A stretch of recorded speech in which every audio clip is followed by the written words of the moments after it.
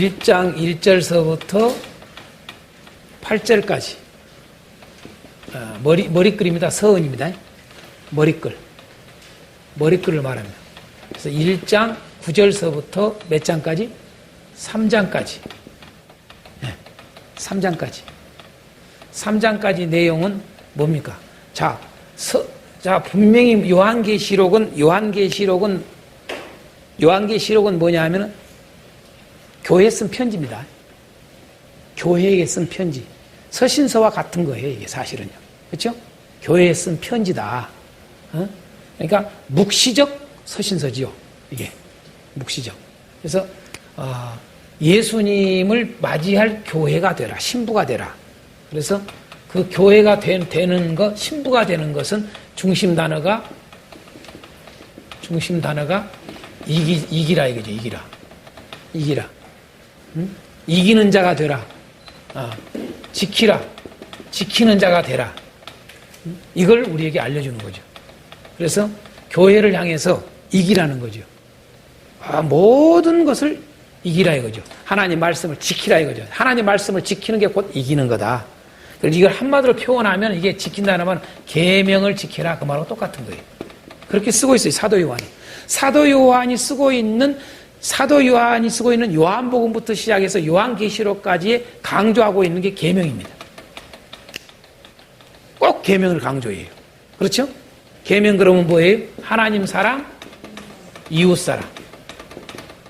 이 두 가지다.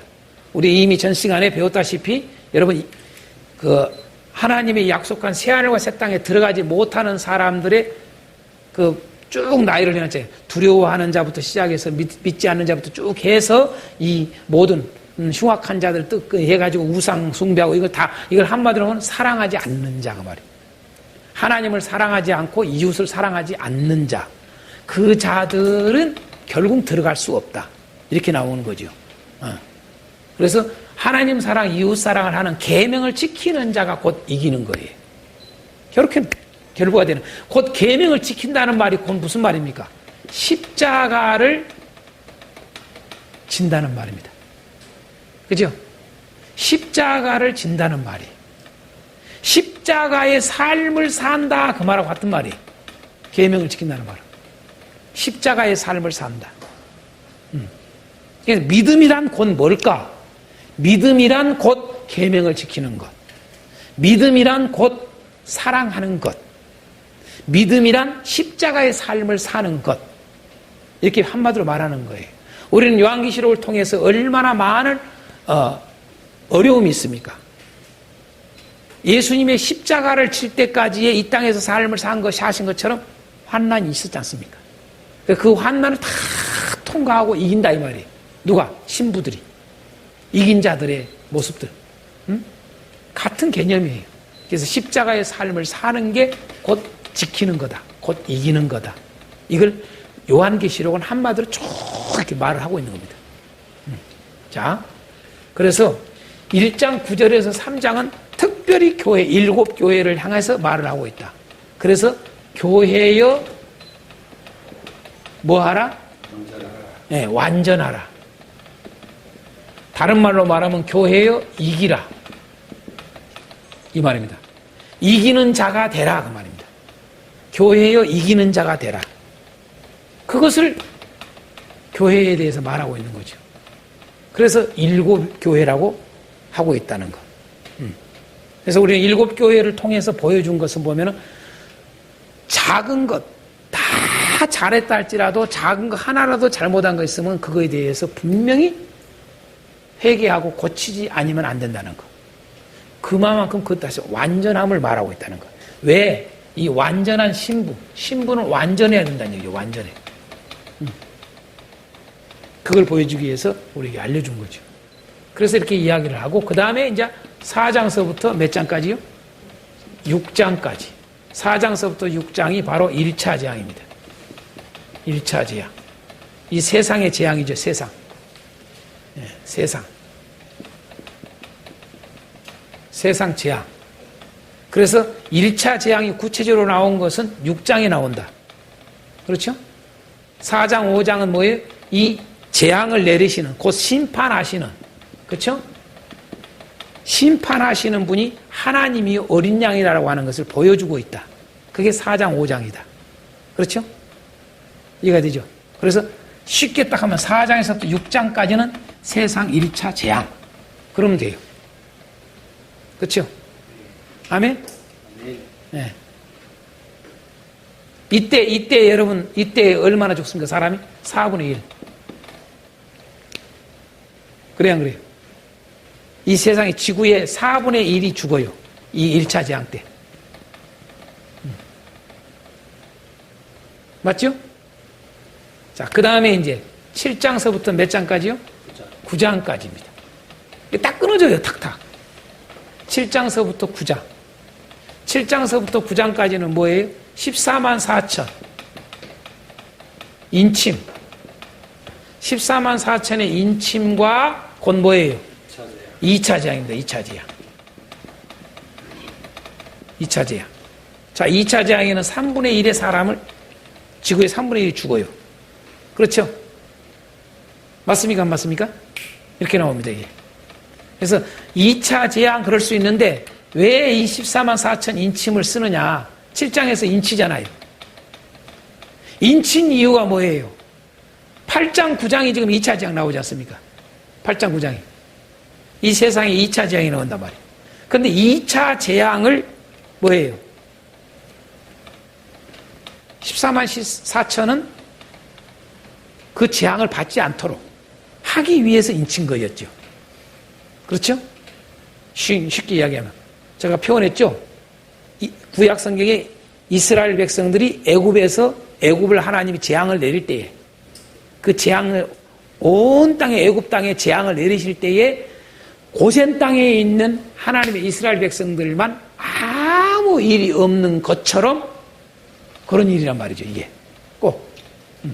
그러니까 이런 재앙들은 세상을 향해서 하는 것이지 하나님 백성들을 향해서 하는 게 아니다. 그렇죠? 꼭 아셔야 됩니다. 아멘. 아멘. 자, 그러니 여러분 이제 목도를 실질적으로 하는 거죠.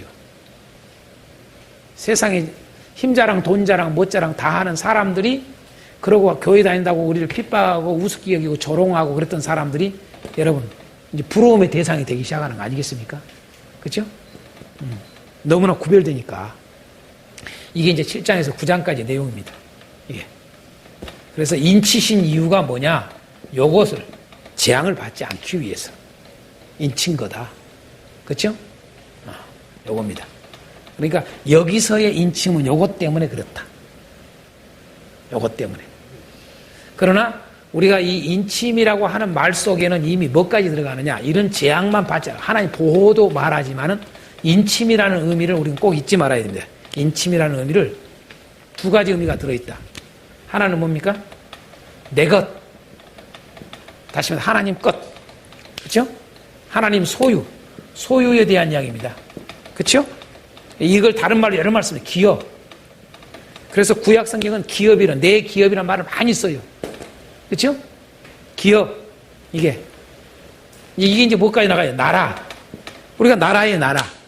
우리가. 할렐루야. 네. 그래서 내 것은 소유라는 개념입니다. 인침은. 딱 소유. 뿐만 아니라 소유 개념뿐만 아니라 이 소유니까 뭐예요? 보호입니다. 보호. 그렇죠? 보호. 보호의 개념을 가지고 있는 거예요. 인침은요. 보호하기 위해서 인치는 거죠. 내 것이라는 것뿐만 아니라 보호하기 위해서. 해를 입지 않도록.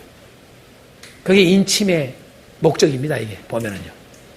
그래서 14만 4천의 인침에 대한 이야기를 하고 있다.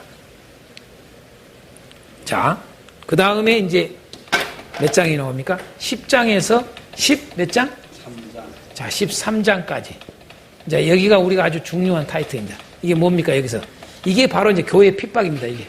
다시 말해서 3차 재앙 전에 일어날 일들. 일어날 일입니다. 곧 이 일어날 일이 뭐냐? 7년 대환란 그랬습니다. 7년 대환란. 곧 뭡니까? 이것이 교회 뭐 한다고요? 핍박, 박해라 그랬습니다. 이게. 이걸 7년 대환란이라고 그러지 이런 것들을 대환란이라고 7년 대환란 쓰는 게 아니다. 분명히 여러분 배웠습니다. 이게. 그렇죠? 7년 대환란. 그래서 전 3년 반, 후 3년 반 이것이 쓰여지고 있다. 이걸. 그래서 왜 10장서부터 13장까지의 왜 10장에서는 여러분 하나님의 비밀이라는 말이 나왔어요. 그렇죠? 두루마리. 작은 두루마리 사건이 10장에 나오잖아요. 작은 두루마리. 근데 이게 비밀이에요. 비밀이 들어있어. 이건 안 펴줘. 그렇죠? 그 하나님의 비밀이 뭐라고 그랬어요? 이 7년 대환난을 왜 하나님이 하신가를 알아야 돼요. 누구에게? 하나님 백성들에게. 왜 7년 대환난을 해요? 여러분요? 이게 비밀이에요. 여러분 우리가 알고 있는 저 이스라엘의 하나님의 남은 자들. 할렐루야. 아멘? 이스라엘의 지금 우리가 알고 있는 저 이스라엘 백성들 속에 하나님의 백성들이 그때 다 돌아온다 이거 주께로. 아멘. 그게 하나님의 비밀이에요. 비밀. 이미 그것을 노마사나 이런 걸 다 쓰고 있어요. 똑같이. 그래서 이 일로 해서 이게 이루어지는 거예요. 그래서 7년 대환란을 하나님 허락한 거예요. 네. 목사님, 매 맞아야 정신 차리잖아요. 매를 안 맞으면 못 깨달아. 그죠? 그죠? 그러니까 돌아오게 하는, 아까도 우리가 이야기했지만 이스라엘 멸망과 구원도 하나님이 왜 매를 작정하시냐? 왜 그런 완전히 멸망해서 다른 나라에 다 빼앗김을 당하고 나라가 없어져 버리고 그렇게 되느냐? 하나님이 왜 그런 매를 작정하셨느냐? 그 매를 작정하신 이유가 뭐냐 이 말이. 알게 하시기 위해서. 내가 여호와인 줄을 알리라. 할렐루야. 하나님이 구원하신 걸 알게 하기 위해서. 그래서 다시는 이렇게 살면 안 되구나 이게 딱 각인돼 버리는 거죠. 이게. 그래서 7년 대환란. 그래서 하나님의 비밀도 이야기하고 그 다음에 나아가서 뭡니까? 이제는 그 두 선지자가 나오잖아요. 11장에서. 그렇죠? 예. 그리고 12장에 가서는 뭡니까? 여자, 용과의 싸움부터 시작해서 13장까지 연결되잖아요. 두 짐승. 그렇죠? 그죠? 그래서 7년 대환란에는 뭐가 들어있어요? 여기가요? 예? 뭐가 들어있어요? 666. 그렇죠? 그죠? 666까지 다 들어있다는 거죠. 그 다음에 14장서부터 몇 장까지요? 8장. 자, 14장서부터 18장까지는 뭡니까? 마지막 재앙입니다. 마지막. 다시 말해서 3차 재앙이죠. 일종의 3차 마지막. 3차 마지막 재앙을 알려줍니다. 이게 14장서부터 18장까지.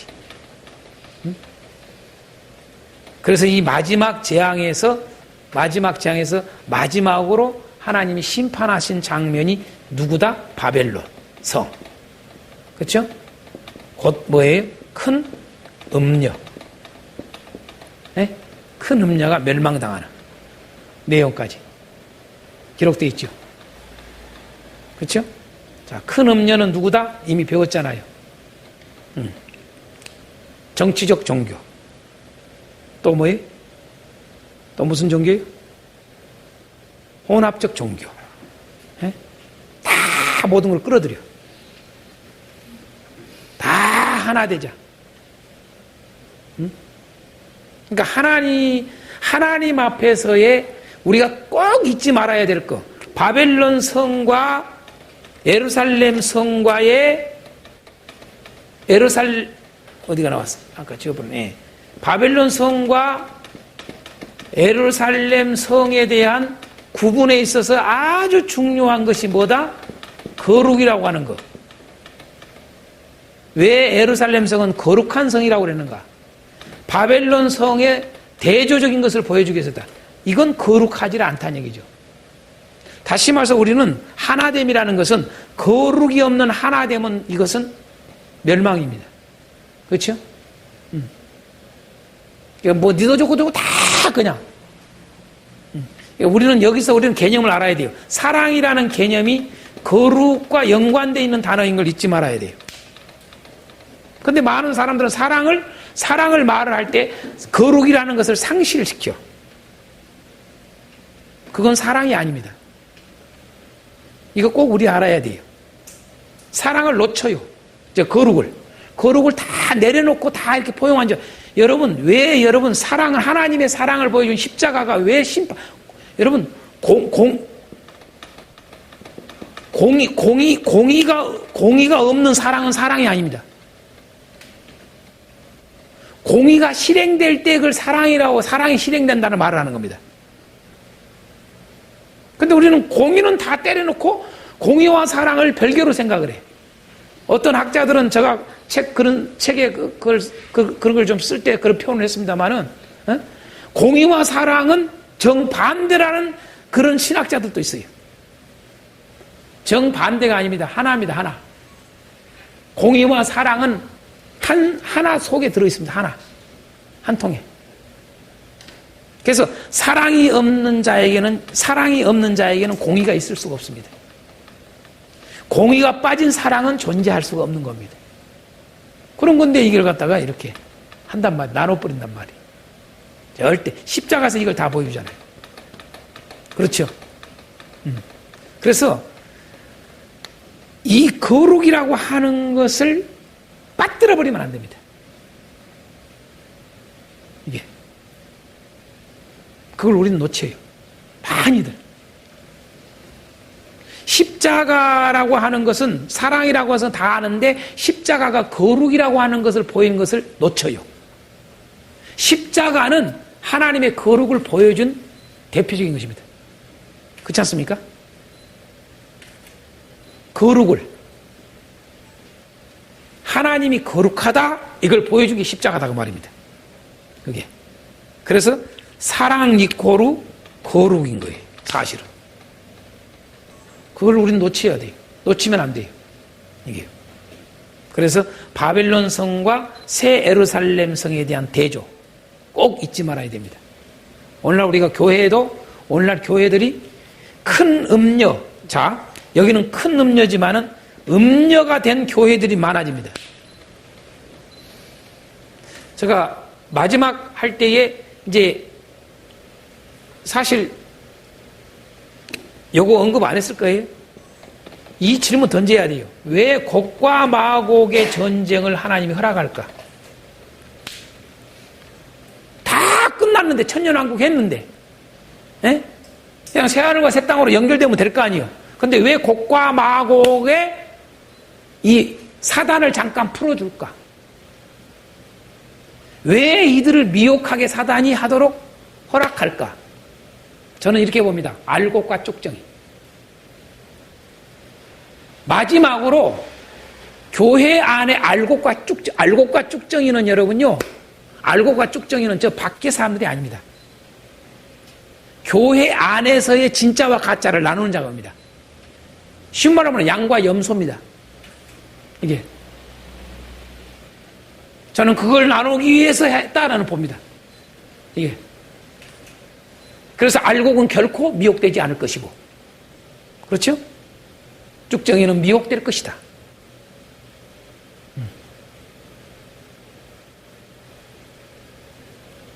그래서 많은 교회가 음녀가 되는 경우도 있어요. 음녀가요. 큰 음녀를 따라서 음녀가 되는 교회들이 많아져요. 교회의 타락은, 교회의 부패는, 교회의 멸망은, 교회의 무너짐은 항상 이스라엘이 멸망과 동일한 겁니다. 거룩을 상실할 때 무너졌습니다. 작아서 무너진 게 아닙니다. 그죠? 규모가 작아서 무너진 적이 없습니다. 거룩을 상실했을 때 무너졌다. 이게 역사적으로 입증해요. 이게요. 그렇지 않습니까? 그래서 교회는 거룩이 아닌 것을 받아들이면 안 돼요. 거룩이 아닌 것과 하나가 돼도 안 돼요. 그게. 그래서 신부를 표현하기를 성경에 뭐라고 그랬습니까? 14장에서 분명히 신부를 여러분 더럽히지 않은 자라 그랬습니다. 그렇죠? 어린 양이 아내로서 더럽히지 않았다. 아멘. 네. 왜 더럽히면 안 되는 거예요. 자, 그래서 이들이 다 마지막 큰 음력까지, 바벨론 성까지 다 멸망당하는. 그러니까 제가 분명히 이야기했죠. 큰 거 따라갈라 생각 말아라. 자꾸 메가처치 그런 거 따라가려고 그러지 말아라. 예? 빅사이즈 좋아하지 말아라. 그죠? 항상. 그러니까 우리에게 우리가 질문을 항상 던져야 되는데, 예? 질문을 뭐에 던지냐? 크다, 적다, 이게 아니라, 뭐예요? 거룩하냐, 거룩하지 않느냐? 응? 항상. 내가 지금 더럽히고 있는가, 안 더럽히고 있는가? 항상 여기에 신경 써야 된다, 이거죠. 응? 교회가. 그래서 14장에서 18장까지 내용을 통해서 그걸 보여줍니다. 그 다음에, 자, 이렇게 하면 지금 이해가 다 되죠? 예. 그래서 이제 다 마지막, 이 세상의 마지막 재앙 내려오는 장면이 이게 14장서부터 18장까지 하고 있다. 그 다음에 이제 19장서부터 몇 장까지요? 22장까지 하나님 나라를 보여주고 있다. 그렇죠? 하나님 나라를 보여주고 있다. 이미 전 시간에 했으니까 뭐 안 해도 될 겁니다. 자, 하나님 나라. 자, 그리스도의 재림. 그 다음 천년왕국. 그렇죠? 천년왕국에는 첫째 부활 들어가고요. 그 다음에 뭡니까? 천년왕국 다음에 뭐가 있습니까? 아까 뭐 곡과 마곡 전쟁인 것을 보여줍니다. 그래서 새하늘과 새 땅을 우리가 방금 배웠다시피 뭡니까? 바로 하나님과 하나님의 백성들이 새 에덴의 삶을 사는 게 딱 그려져 있다. 그래서 얼마나 이 신부의 모습이 그 14만 4천이 그 14만 4천은 구원받은 자의 상징적 의미를 가지고 있다.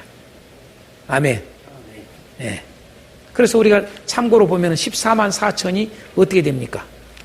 이때 특히 마지막 재앙 때는 뭐예요?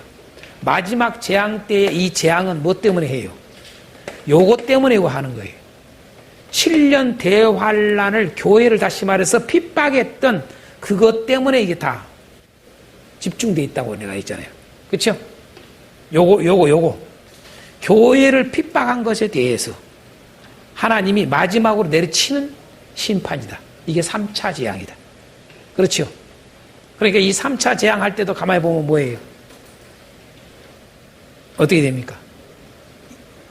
이 3차 재앙할 때 이 7년 대환란에 다시 말해서 우리 성도들에 대한 박해에 대한 대가로 내리쳐버리는 재앙입니다. 그렇죠? 조금 다르죠? 1차, 2차는요? 1차, 2차와 마지막 재앙은 좀 다릅니다. 마지막 재앙은 이것에 대한 보복. 좀 더 이야기하면 성도에 대한 신원을 해주는 거죠. 그죠? 이게 가장 우리 그리스도인들에게는 이때가 가장 힘든 거죠. 이게. 그래서 신앙으로 승리하는 것. 할렐루야. 그래서 특별히 이걸 볼 때 이 10장에서 13장에서의 이런 환란 속에서의 우리가 이기는 것. 얼마나 중요한 걸 알려주는 거죠. 그래서 이김에 대한 강조를 계속 하고 있다. 그걸 우리가 놓지 말아야 됩니다. 그래서 이렇게 이겼기 때문에 신랑 되신 예수님의 신부로서의 그 어떤 말로 형용할 수 없는 완벽한 아름다움의 모습으로 신부로서의 그 단장된 모습으로 이렇게 그려주고 있는 것. 이것이 요한계시록 마지막 부분이다. 할렐루야. 오늘 저와 여러분이 그래서 요한계시록 이렇게 하면은 어렵지 않습니다. 어렵지 않습니다. 이렇게 개념을 딱 정리를 하면은 아하, 정말로 우리가 예수님의 신부로서 살아가는 삶이 얼마나 중요한가. 하나님은 이 일을 이루실 것이다. 그래서 오늘 말씀의 마지막에도 분명히 보다시피 뭐라고 그럽니까? 이 일이 뭐라고 그래요? 예? 이 말은 신실하다. 이 말은 참되다. 아멘. 네. 참되고 신실하다. 반드시 이대로 이루어진다. 그러니 이 말씀을 끝까지 지키는 자가 복이 있으리라. 할렐루야. 네. 그래서 여기까지 이렇게 해서 요한계시록을 마치겠습니다.